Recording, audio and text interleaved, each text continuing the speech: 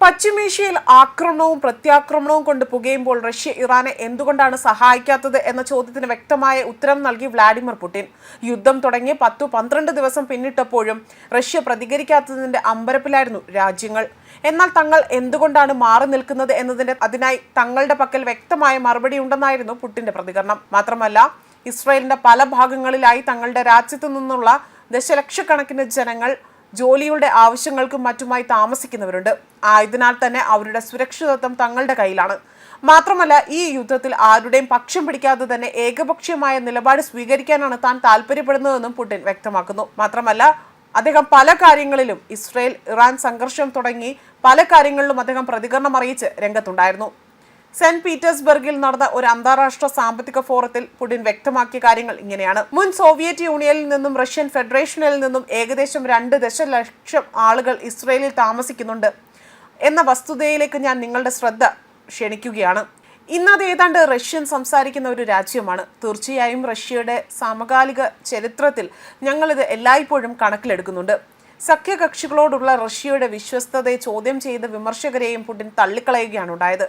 അവരെ പ്രകോപനകർ എന്ന് വിളിച്ചുകൊണ്ട് അദ്ദേഹം വ്യക്തമാക്കുകയും അറബ് രാജ്യങ്ങളുമായും ഇസ്ലാമിക രാജ്യങ്ങളുമായും റഷ്യയുടെ ബന്ധം വളരെ കാലമായി സൗഹൃദപരമാണ് എന്നും റഷ്യയുടെ ജനസംഖ്യയുടെ 15% മുസ്ലിങ്ങളാണ് എന്നും അദ്ദേഹം ഊന്നി പറയുകയാണ് ഉണ്ടായത്.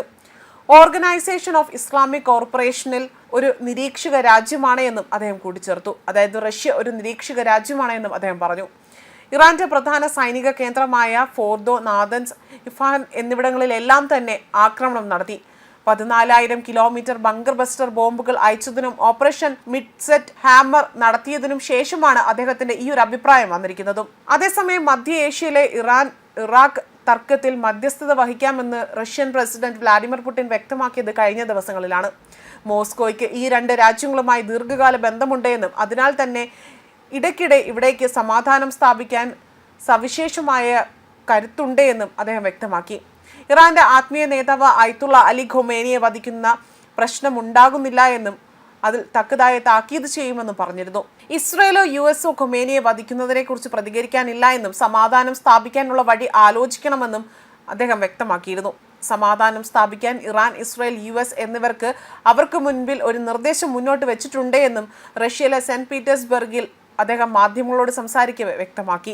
ആർക്കുമേലും ഒരു കാര്യവും അടിച്ചേൽപ്പിക്കില്ല. യുദ്ധ സാഹചര്യത്തിൽ നിന്നും പുറത്തു കടക്കാൻ മാർഗം പറഞ്ഞു കൊടുത്തിട്ടുണ്ടെന്നും പക്ഷേ ഇതിൽ തീരുമാനമെടുക്കേണ്ടത് ഈ ഓരോ രാജ്യങ്ങളിലെയും രാഷ്ട്രീയ നേതൃത്വമാണ്. മാത്രമല്ല, സങ്കീർണമായ സാഹചര്യമാണ് ഇപ്പോൾ കടന്നു പോകുന്നതും. പക്ഷേ ഈ യുദ്ധത്തിന് പരിഹാരം സാധ്യമാണ്. ഇറാൻ ഇസ്രയേൽ യുദ്ധം കൂടുതൽ തീവ്രമാകുന്ന സാഹചര്യത്തിലായിരുന്നു പുടിന്റെ ഈ സമാധാന നിർദ്ദേശം വന്നതും. ന്യൂസ് ഡെസ്ക് കർമ്മ ന്യൂസ്.